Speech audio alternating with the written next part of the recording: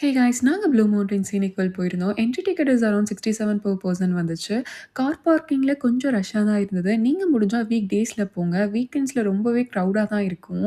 Seriously ஒரு right போகவே almost 30 minutes wait பண்ண வேண்டியதா இருந்துச்சு. Another tip morning slot book பண்ணுங்க. Because entry is slot wise. Afternoon slot book பண்ணா ஃபுல்லா சுத்தி பார்க்கறது கஷ்டம். டைம் பத்தாது.